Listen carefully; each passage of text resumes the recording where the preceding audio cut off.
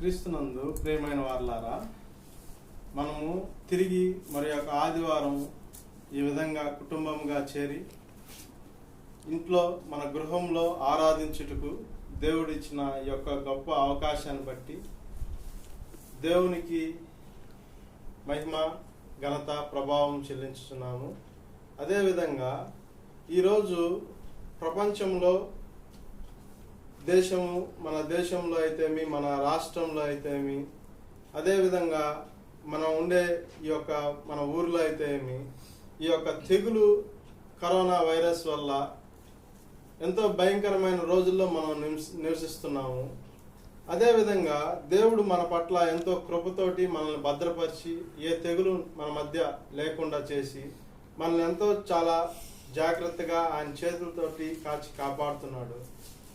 అయితే మనము ఈ ఆదివారం రోజు మనం ఆయన స్తుతించుటకు, ఆరాధించుటకు సంఘము మూసివేయబడి ఉన్నది. కానీ మన గృహాలే మనము ఈరోజు సంఘంగా ఆరాధించుటకు, మనమే ఒక సంఘంగా చేరి దేవుణ్ణి ఆరాధించుటకు దేవుడు ఎంతో గొప్ప అవకాశాన్ని ఇచ్చున్నాడు. ఈ ఆదివారము మనం ఈ విధంగా చేరి ఆరాధించుట దేవుడు మనకు చేసిన ఎంతో గొప్ప ఇచ్చిన ఈ అవకాశానికి దేవునికి ఎంతో మనం లెక్కించలేని స్తోత్రాలు చెల్లించే వారంగా ఉండాలి. అదేవిధంగా ఈరోజు మనము పెంతెకోస్తు దినము, ఈరోజు ప్రపంచవ్యాప్తంగా పెంతెకోస్తు దినం జరుపుకుంటున్నారు. ఈ సండేని పెంతెకోస్తు సండే అంటున్నారు. ఈ పెంతెకోస్తు దినము అనేది వాస్తవానికి క్రైస్తవులు ఈస్టర్, క్రీస్తు ఎప్పుడైతే మన యేసుక్రీస్తు వారు పునరుద్ధాన దినం నుంచి 7 వారాలు లెక్కేసుకొని కరెక్ట్గా 50వ రోజు వచ్చే ఆదివారాన్ని పెంతెకోస్తు ఆదివారంగా జరుపుకుంటున్నాం అన్నమాట. మనం ఈరోజు దీన్ని ఎందుకు గుర్తు చేసుకుంటున్నామంటే ప్రపంచమంతా ఈ పెంతెకోస్తు దినంని జరుపుకుంటున్నారు. మనం కూడా దాన్ని గుర్తు చేసుకొని దాని యొక్క ప్రాముఖ్యత తెలుసుకున్న కోసం దీన్ని మనం ఇప్పుడు మాట్లాడుకుంటున్నాము. ఈ పెంతెకోస్తు దినము వాస్తవానికి యూదులు కూడా ఆచరించేవారే. యూదులు వాళ్ళు ఏంటంటే పస్కా దినం నుంచి కరెక్ట్గా 50వ రోజు ఈ పెంతెకోస్తు దినంని వాళ్ళు ఆచరిస్తున్నారు. మనం ఎందుకు దాని గురించి మాట్లాడుతున్నాం అంటే ఆ పెంతెకోస్తు దినము బైబిల్లో అపోస్తుల కార్యం 2వ అధ్యాయంలో దాని గురించి వివరణ ఇచ్చున్నారు. అదేవిధంగా మనము ఆ పెంతెకోస్తు దినం రోజు 3000 మంది అక్కడ పేతురు బాప్తిస్మం ఇచ్చినట్టు మనం చూస్తున్నాము. అదేవిధంగా పరిశుద్ధాత్మ దేవుడు అక్కడ గొప్ప కార్యం చేసినట్టు మనం చూస్తున్నాం. ఒక్కసారిగా అక్కడ ఉండే వాళ్ళందరి మీదకి పరిశుద్ధాత్మ దిగి రావడము, వాళ్ళందరూ అక్కడ వాళ్ళు ఆత్మ వశులై అనేక రకమైన భాషలు మాట్లాడటము మనం చూసి ఉంటున్నాం. ఆ యొక్క పెంతెకోస్తు దినము ఈ ఆదివారాన్ని ఆచరిస్తూ వస్తున్నారు అనమాట. దాన్ని మనం ఇప్పుడు గుర్తు చేసుకొని దాని యొక్క విషయం మనం దాని యొక్క ప్రాముఖ్యత తెలుసుకుంటున్నాము. ఈరోజు వాక్య ధ్యానంలోకి మనం వెళ్దాము. ఈరోజు వాక్య ధ్యానము యెషయా 66వ అధ్యాయము 9వ వచనము. నేను ప్రసవ వేదన కలుగు చేసి కనిపింపక మానేదనా అని యెహోవా అడుగుచున్నాడు. పుట్టించేవాడనైనా నేను గర్భమును మూసేదనా అని నీ దేవుడు అడుగుచున్నాడు. ఇక్కడ మనం యెషయా 66:9వ వచనంలో చూస్తే దేవుడు మనకి ఇక్కడ నేను ప్రసవ వేదన కలుగు చేసి కనిపింపక మానేదనా, ఇదే వచనము మనము ఇంగ్లీష్ బైబిల్లో చూస్తే ఇక్కడేమో ప్రసవ వేదన కనవడము అనేది కనిపిస్తుంది. కానీ ఇంగ్లీష్ బైబిల్లో అయితే దీని అర్థము బాధ, పెయిన్ అని ఉంది. పెయిన్ అని ఉందన్నమాట. అంటే నీకు ఆ నొప్పిని కానీ బాధని కానీ కలిగింపజేసి ఆ బాధని నేను తీర్చక ఉందునా అని దేవుడు అడుగుతున్నాడు అనమాట. మనకి ఈ రోజులో ఈ మధ్య కాలంలో అయితే ఈ కాలంలో ప్రతి ఒక్కరూ మనము అనేక రకమైన బాధలు కలిగి ఉంటున్నాం. అది శారీరకమైన బాధలు కలిగి ఉంటున్నాము, ఆత్మీయంగా బాధలు కలిగి ఉంటున్నాము, రకరకాలైన బాధలు.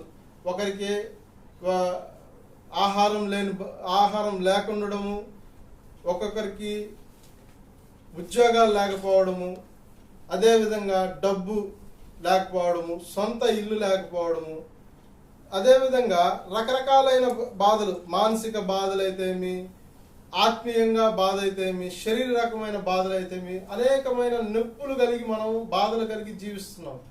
ఆ నొప్పి కలిగి జీవించినప్పుడు దేవుడు మనల్ని ఇక్కడ అడుగుతున్నాడు, ప్రశ్నిస్తున్నాడు, నేను ప్రసవ వేదన కలుగు చేసి కనిపింపక మానేదనా? అంటే ప్రసవ వేదన కలిగించినోడు కనిపింపక మానేదనా అని అడుగుతున్నాడు. అంటే నీకు వచ్చిన బాధ అయితే ఏమి, నీకు వచ్చిన ఏదైతే శ్రమ అయిందో ప్రతి ఒక్క శ్రమ నీకు కలుగుతుంది.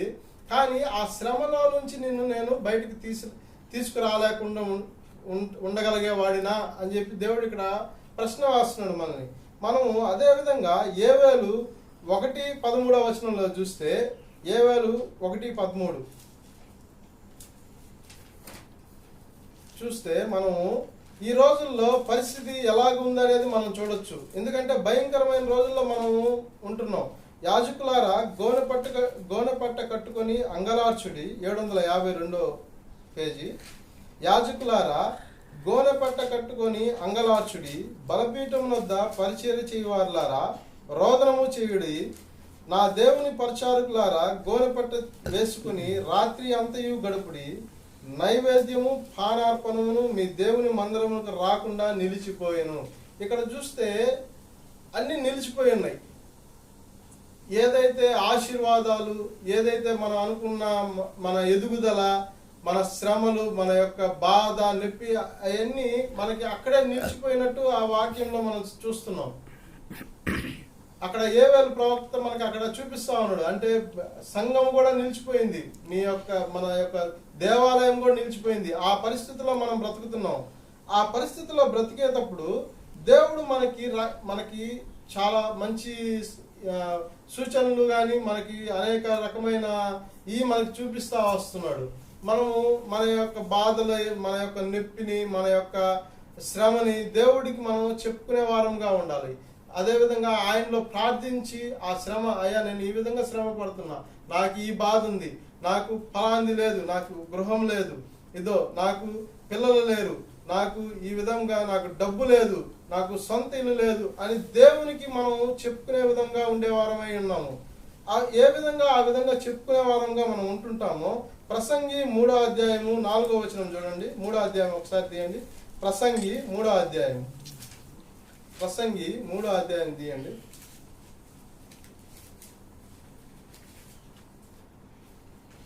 ప్రసంగి 3వ అధ్యాయం చూస్తే, ప్రతి దానికి సమయం కలదు, ఆకాశము క్రింద ప్రతి ప్రయత్నముకు సమయం కలదంట.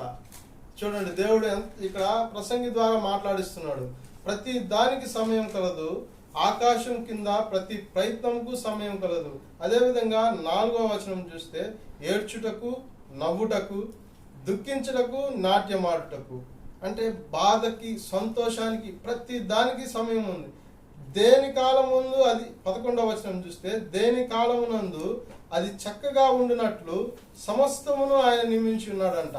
చూడండి, ఇక్కడ దేవుడు ప్రతిదానికి, మనకి శ్రమ కలిగింది, మనకి బాధ కలిగింది, మనకి డబ్బు లేదు, గృహం లేదు, మనకి ఆహారం లేదు, ఇదో మన దేశంలో ఈ విధంగా తెగులుంది, ఈ విధంగా భయంకరంగా కరోనా వైరస్, ఈరోజు భయంకరమైన పరిస్థితుల్లో మనం జీవిస్తున్నాం.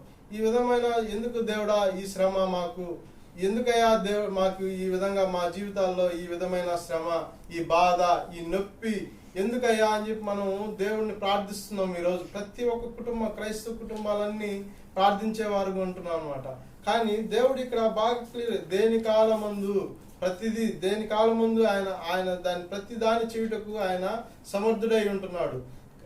అదే విధంగా మనము యోహాను సువార్తలో లాజరు విషయం చూస్తే, మరియా, మార్తా దేవుని దగ్గరికి, యేసుక్రీస్తు దగ్గరికి పరిగెత్తుకుంటూ వెళ్తారు. అయ్యా, నువ్వు ప్రేమించిన నీ సహోదరుడు లాజరు చనిపోయి ఉన్నాడు, నువ్వు వచ్చి అని చెప్పేసి, నువ్వు వచ్చి ప్రార్థించు అని చెప్పేసి వచ్చినా కానీ ఆయన యేసుక్రీస్తు వారు అక్కడ ఆయన సువార్త ఆయన చెప్తాడు, నా సమయం ఇంకా రాలేదు అని చెప్పనేసి ఆయన అక్కడ వాక్య పరిచయం చేసుకుంటూ మళ్ళీ తిరిగి 4 రోజుల తర్వాత వచ్చి అక్కడ లాజర్ని లేపినట్టు మనం అక్కడ యోహాను సువార్త 11వ అధ్యాయంలో చూస్తాం.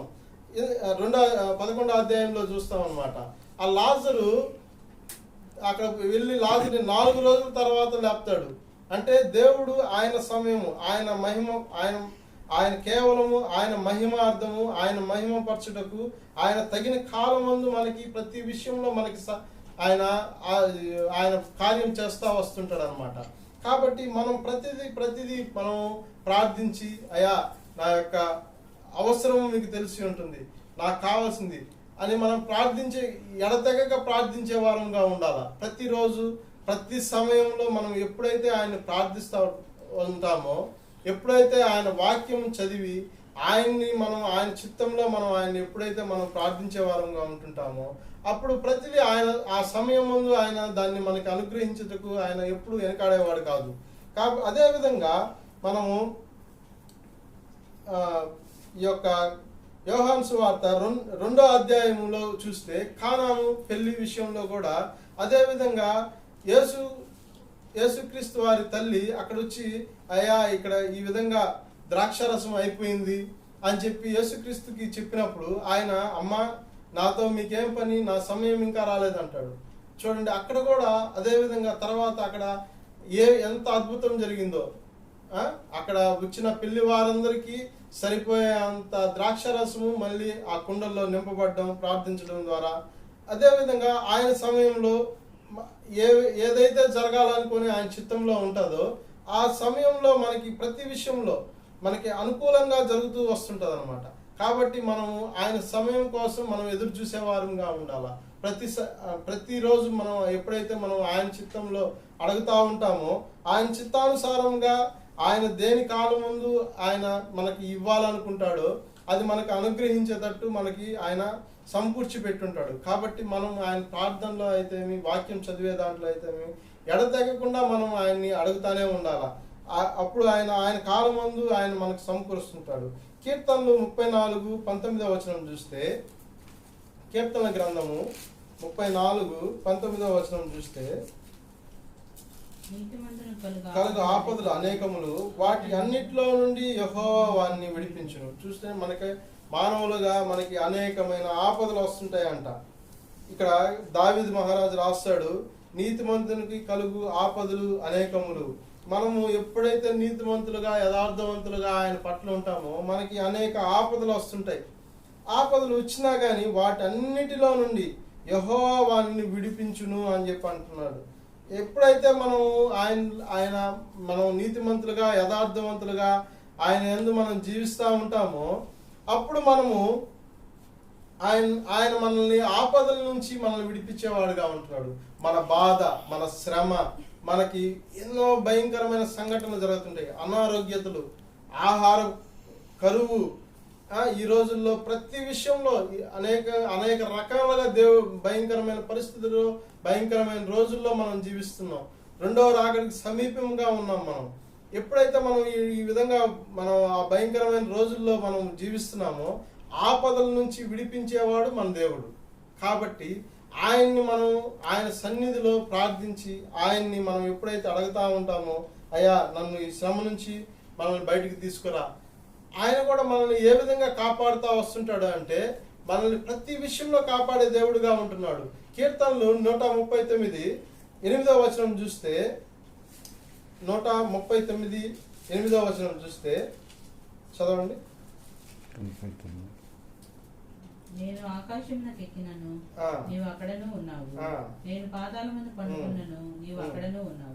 చూడండి, దేవుడు మనల్ని ఏ విధంగా కాపాడుతున్నాడో చూడండి. ఎప్పుడైతే మనం నీతిమంతులుగా అనేకమైన ఆపదల్లో మనం ఉంటే దేవుడు మనం విడిపిస్తాడు.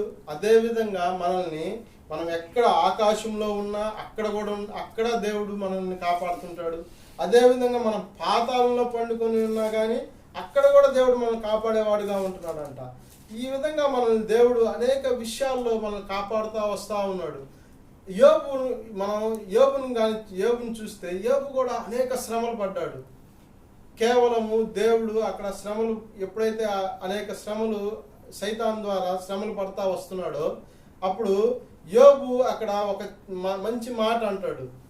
29వ అధ్యాయం 18వ చూస్తే, నేను హంస వలె, ఒకసారి చూడండి 29:18 యోబు 29:18 18. హంస వలె నేను దీర్ఘాయువు గలవాడు అవుదును. అంత శ్రమలో కూడా యోబు అక్కడ దేవుని మీద నమ్మకంతో విశ్వాసంతో ఆయన హంస వలె నేను దీర్ఘాయువుని కలిగిను. హంస అని చెప్పనేసి మన తెలుగు బైబిల్లో తెలుగు తర్జుమాలో హంస అని చెప్పని రాశారు, కానీ ఇంగ్లీష్ బైబిల్లో మా కింగ్ జేమ్స్ వర్షన్లో కానీ చూస్తే ఇసుక రేణువులు శాండ్ అని ఉంది.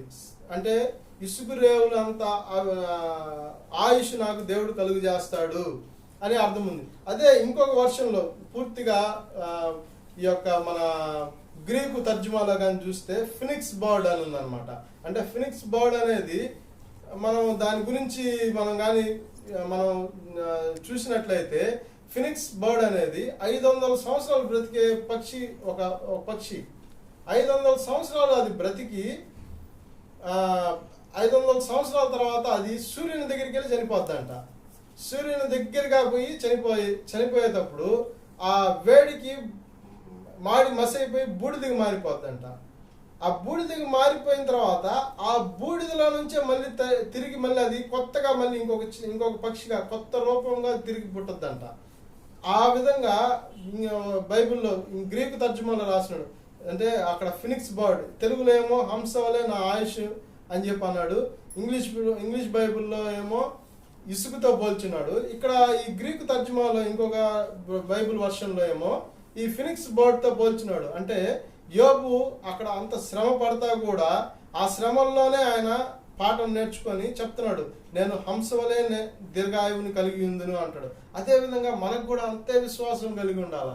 అయ్యా మా విశ్వాసంలో మేము కూడా ప్రభువా ఈ యొక్క హంస వలె మా ఆయుష్ను కూడా మేము ఎంత అంటే ప్రతిదీ మనం కలిగి ఉన్నాము, దేవుడు మనకి ఇస్తున్నాడు, దేవుడు మనకి అనుగ్రహిస్తాడు, దేవుడు మనకి ఏ కొదువా చేయుడు అని ఎప్పుడైతే మనం విశ్వాసం కలిగి ఈ విధంగా ఫినిక్స్ బర్డ్ ఈ హంస యోబు ఏ విధంగా వాటిని పోల్చి ఆయన చెప్తున్నాడో అదే విధంగా మనం అంత విశ్వాసం కలిగి నిరీక్షణ కలిగి జీవించేవారం అయితే మనం కూడా యేసుక్రీస్తు ఆయన పునరుద్ధానం ఆయన ఏ విధంగా అయితే చనిపోయి మన కొరకు తిరిగి లేచాడో ఆ నమ్మకము ఆ విశ్వాసము ఎందుకు ఆయన తిరిగి లేచింది, కేవలం మన పాపాలని ఆయన మన మధ్య నుంచి తీసివేసి తిరిగి ఆయనతో కూడా సదాకాలము ఆయనతో పునరుద్ధానము ఆయన పునరుద్ధాన శక్తితోటి మనం అంటే ఇక్కడ ఈ లోకంలో మనం మరణించిన తిరిగి మనం ఆయనతో కూడా ఎల్లకాలం జీవిస్తాము అనే ఒక విశ్వాసము నిరీక్షణ మనలో ఎప్పుడైతే కలిగి ఉంటామో దేవుడు మన యొక్క బాధల్ని శ్రమని ప్రతి ఒక్క బాధని ఏదైతే మనం ఈరోజు అనుభవిస్తున్నామో మనకి ఏదైతే లేదో మనకి ఈరోజు మనకు లేదో అది మనకి తిరిగి మనకి దేవుడు అనుగ్రహిస్తాడు అనమాట. ఎప్పుడైతే ఆ యొక్క పునరుద్ధాన శక్తిని ఆ యొక్క విశ్వాసము నిరీక్షణను మనం కలిగి ఉంటాము. యెషయా 61:3 చూడండి. 61 యెషయా గ్రంథం 61:3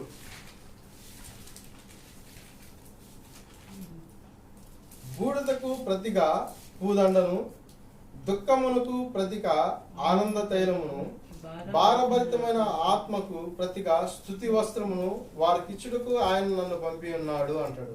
ఇక్కడ యేసుక్రీస్తు మనకి అంటే బూడిదకు ప్రతిగా ప్రతి పూదండను, ఆ యొక్క ఫినిక్స్ బర్డ్ని చూసాం కదా, బూడిదలో నుంచి తిరిగి కొత్తగా తయారవుద్దంట. 500 సంవత్సరాలు బ్రతికి అది పోయి ఆ సూర్యునికి దగ్గరగా పోయి కాలిపోయి ఆ బూడిదలో నుంచి మళ్ళీ జన్మిస్తుందంట.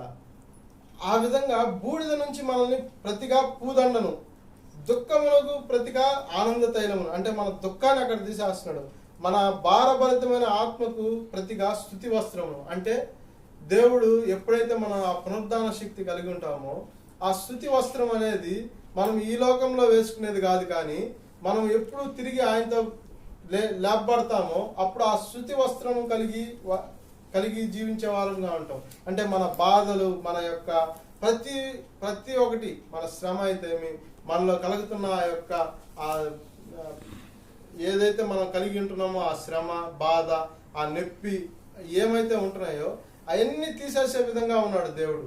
కాబట్టి మనం ప్రతి విషయంలో యేసుక్రీస్తు వారిని మనము ఆయా నీ యందు మేము నీ యొక్క విశ్వాసంలో నీలో నిరీక్షణ కలిగి మేము మేము జీవించే వారంగా నీ యొక్క పునరుద్ధాన శక్తి మాకు మేము కలిగి నాయన మా యొక్క జీవితాల్లో ఇద్దో మాకు ఏదైతే మూత వేయబడిందో మూసివేయబడిన మా యొక్క జీవితాల్లో మా యొక్క ఆత్మీయ ఎదుగుదలలో లేకుండా ఉంటాం. క్రైస్తవులుగా ఉంటున్నాం కానీ మనం అక్కడికక్కడికే జీవిస్తున్నాం.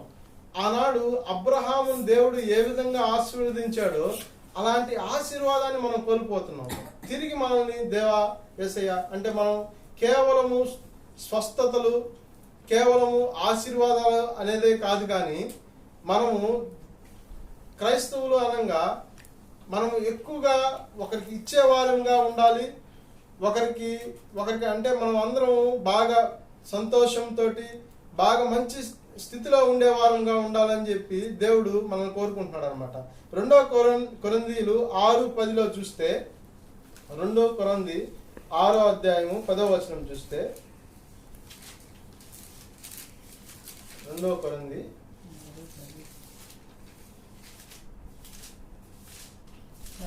అన్ని స్థితులలో మమ్ము మేమే మెప్పించుకుంటున్నాము. 6:10 దుఃఖపడిన వారమైనట్లు ఎల్లప్పుడూ సంతోషించు వారము, దరిద్రమైనట్లు అనేకులకు ఐశ్వర్యం కలిగించు వారము, ఏమీ లేని వారమై ఉన్నట్లు సమస్తమును కలిగిన వారు. చూడండి, దేవుడు మనల్ని ఎంత అంటే మనలో దుఃఖం ఉంటది, బాధలు ఉంటాయి, శ్రమలు ఉంటాయి, కానీ ఎప్పుడు సంతోషించే వారంగా ఉంటామంట.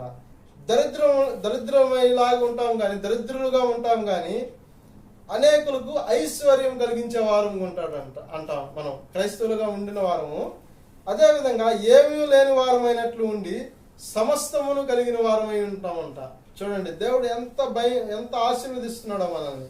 ఆ విధంగా మనం ఎప్పుడైతే ఆశీర్వదిస్తున్నామో ఆ ఆశీర్వాదం మనకి రావాలి అంటే కేవలము యేసుక్రీస్తుని మన సొంత రక్షకుడిగా ఆయన్ని మనం ఎప్పుడైతే ఆయన్ని అడుగుతామో, అయ్యా ఆయన యొక్క శిలువ మరణమును మనం తెలుసుకొని ఎందుకు ఆయన మరణించాడు, దేని కొరకు ఆయన చనిపోయాడు, మన పాపం కోసం ఆయన చనిపోయాడు, ఆయన వల్లే మనము ఈరోజు మన పాపం నుంచి శాపం నుంచి విమోచించబడ్డాము అని తెలుసుకొని ఉంటే మనకు కావలసిన మనకు పొందుకోలేనటువంటి ప్రతి శ్రమ మనలో నుంచి ఆయన తీసివేస్తాడు. ప్రతి శ్రమని ప్రతి దుఃఖాన్ని మనకి ఆనందంగా మారుస్తాడు. మనకి లేని వారమై ఉండి కూడా సమస్తము కలిగిన వారంగా ఉంటామంట.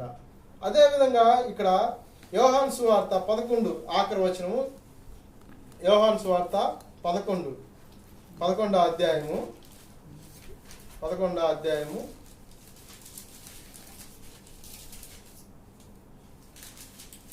25 వచనము.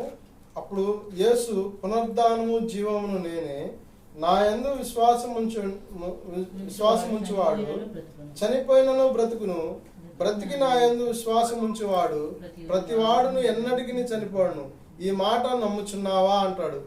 మొదట మనం యెషయా గ్రంథము 66 అధ్యాయము 9వ వచనం చూసినప్పుడు యెషయా గ్రంథము అక్కడ దేవుడు ఏమని అడిగాడు మనల్ని? 66:9వ వచనం చూస్తే, నేను ప్రసవ వేదన కలుగు చేసి కనిపింపక మానేదనా అని యెహోవా అడుగుచున్నాడు. అంటే మనకి బాధ కలిగించి ఆ బాధ తీసివేయకుండా ఉంటానా? అదేవిధంగా పుట్టించేవాడనైనా నేను గర్భమును మూసేదనా అని అడుగుతున్నాడు. అదేవిధంగా ఈరోజు మనము అంటే అనేకమైన సమస్యల్లో అనేకమైన బంధకాల్లో మనము బంధించి ఉంటే ఆ బంధకాల నుంచి దేవుడు మిమ్మల్ని బయటికి తీసుకురాలేడా అని చెప్పనేసి మనకి అవిశ్వాసంతో జీవిస్తున్నాం. కానీ ఇక్కడ దేవుడు మనకి యేసుక్రీస్తు ప్రభువారు చెప్తున్నాడు, పునరుద్ధానము జీవమును నేనే, నా యందు విశ్వాసం ఉంచువాడు చనిపోయినా కానీ బ్రతుకుతాడు అని చెప్పాను. బ్రతుకును, బ్రతికి నా యందు విశ్వాసం ఉంచు ప్రతివాడు ఎన్నటికీ చనిపోడు అంటున్నాడు. ఈ మాటని నమ్ముచున్నావా అని ఈరోజు దేవుడు మనల్ని అడుగుతున్నాడు. దేవుని మీద విశ్వాసం కలిగి మనము జీవిస్తున్నామా? ఈరోజు మనము ప్రశ్నించుకోవాలా. దేవుడు మనకి మన యొక్క బాధలైతే మనకి ఏమైతే లేకుండా ఉన్నామో, ఈరోజు మనకి ఆరోగ్యం లేకపోయినా, ఆహారం లేకపోయినా, ఆర్థిక వనరులు లేకపోయినా, మన పరిస్థితుల్లో మనము దేవుణ్ణి అడుగుతున్నామా? నయా నీ మీద విశ్వాసంతో మేము నిన్ను ప్రార్థిస్తున్నాము, ఈ మాకు కావాలి, ఈ మాకు ఇవ్వు యేసయ్యా అని చెప్పి మనం ఎప్పుడైతే అడుగుతామో, మనం ప్రార్థించే వారం ఉంటే చాలు. దేవుడు ఆయన యొక్క ప్రణాళికలో ప్రతిదీ మనకి దయచేసేవాడుగా ఉంటాడు. కాబట్టి ఈరోజు మనము ప్రతి ఒక్కరూ ఈ ఆదివారం పరిశుద్ధ దినం, పునరుద్ధాన దినం, పెంతెకోస్తు దినం, అనేక మంది ఆ పెంతెకోస్తు దినం రోజు ఆ పరిశుద్ధాత్మ వాళ్ళ మీద వ్రాలింది. ఆ రోజు అందరూ అక్కడ ఆత్మావశులై అనేక భాషల్లో మాట్లాడారు. అదేవిధంగా ఈరోజు మనం ప్రతి ఒక్కరము దేవుని విశ్వాసంలో ముందుకు కొనసాగాలి అంటే మన యొక్క శ్రమల నుంచి, మన యొక్క దుఃఖం నుంచి ఆనందంలోనికి మనం పోవాలి అంటే దేవుని పరిశుద్ధాత్మ మనలో కార్యం చేయాలి. ఆయన పరిశుద్ధాత్మ కార్యం మనలో చేసేటట్టు ఇక్కడ చేరి ఉన్న మనం ప్రతి ఒక్కరిని మోకాళ్ళ మీద నిలబడి దేవుణ్ణి అడుగుదాం. అయ్యా, మీ యొక్క పరిశుద్ధాత్మ మా మధ్య కార్యం చేసి ఈ విధంగా మా యొక్క దుఃఖాన్ని అయితే ఏమి, మా యొక్క మూసివేయబడిన ప్రతి బంధకాన్ని ఈరోజు మా మధ్య నుంచి తీసివేసి మా యొక్క ప్రతి ఒక్క అవసరతని మీరు తెరిచి ప్రభువా మమ్మల్ని సమృద్ధిగా మీ మీద విశ్వాసంతో, నిరీక్షణతో మేము నైనా నీ రెండవ రాకట్లో ఎత్తబడే గుంపులో మేము కూడా పాలుభాగస్తులమయ్యే విధంగా మమ్మల్ని ఆశీర్వదించయ్యా. ఆనాడు అబ్రహాముని ఏ విధంగా ఆశీర్వదించావో నాయన ఇప్పుడు మా కుటుంబాలని మమ్మల్ని ఆశీర్వదించు ప్రభువా అని దేవుణ్ణి అడిగే వారమై ఉన్నాం. దేవుడి వాక్యాన్ని దీవించుగాక. అందరం ప్రార్థన చేసుకున్నాం. కళ్ళు మూసుకున్నట్లయితే. స్తోత్రం ప్రభువా, స్తోత్రం నాయన, స్తోత్రం యేసయ్య. గడిచిన పునరుద్ధాన దినం, పరిశుద్ధ దినం, ఆదివారము మొదలుకొని తిరిగి ప్రభువా మా జీవితాల్లో మరి యొక్క ఆదివారం ప్రభువా నీ యొక్క సన్నిధిలో నిన్ను ప్రార్థించుటకు, ఈ విధంగా కుటుంబంగా ఆరాధించుటకు ఈ గృహంలో ప్రభువా ఇచ్చిన యొక్క గొప్ప అవకాశాన్ని బట్టి మీకే లెక్కించలేని స్తోత్రాలు ప్రభువా. నాయన వాక్యము నాయన మేము వినువారంగా కాకుండా వాక్యము నాయన మాలో కార్యం చేసే విధంగా ప్రభువా మేము ప్రతి ఒక్కరము ప్రభువా మీ పరిశుద్ధాత్మను పొందుకొనుటకు మీరే సహాయం దయచేయండి నాయన.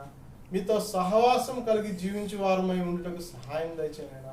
మీతో సహవాసం కలిగి జీవించుటకు నాయన మేమైతే నాయన మాకు తెలియదు కానీ ప్రభువా మీ పరిశుద్ధాత్మని మీతో ఏ విధంగా సహవాసం కలిగి జీవించాలో, మీతోటి ఎలా విశ్వాసంగా మేము బ్రతకాలి, మీతోటి మీలో నిరీక్షణ ఎలా కలిగి మేము జీవించాలి, మీతో ప్రేమగా నాయన మీ ప్రేమ మాలో ఏ విధంగా రావాలి అనేది ప్రతిదీ ప్రభువా కేవలం మీ పరిశుద్ధాత్మ నాయన మా మీద నాయన మా మధ్య నడిపించి మీ పరిశుద్ధాత్మ ద్వారా ప్రభువా మమ్మల్ని బలపరచండి నాయన. ఇద్దరైనా తండ్రి మీరు చేసిన గొప్ప కార్యాలను బట్టి మీకే లెక్కించాలని స్తోత్రాలు ప్రభువా. ఇద్దరైనా అనారోగ్యతల్లో నాయన, ఆర్థికమైన సమస్యల్లో, భయంకరమైన తెగులు నాయన, కరువు నాయన, యుద్ధాలు నాయన, మిడతలు దండు ప్రభువా ఈ ప్రపంచాన్ని, దేశాన్ని నాయన, మా రాష్ట్రాలని ప్రభువా ఎంతో భయంకరమైన రోజుల్లో మేము నివసిస్తున్నామయ్యా, జీవిస్తున్నామయ్యా. కేవలం ప్రభువా మీ యొక్క ఉచిత కృపనైనా మమ్మల్ని భద్రపరుస్తుంది నాయన. ఈ మధ్యాహ్న వేళ ప్రభువా అనేక మంది భయంకరమైన స్థితిలో మిమ్మల్ని ఎరుగక నాయన, ఇంకా మీ నామం తెలుసుకోలేక నాయన మరణిస్తున్నారయ్యా. ఒక్కసారి ప్రభువా నీ యొక్క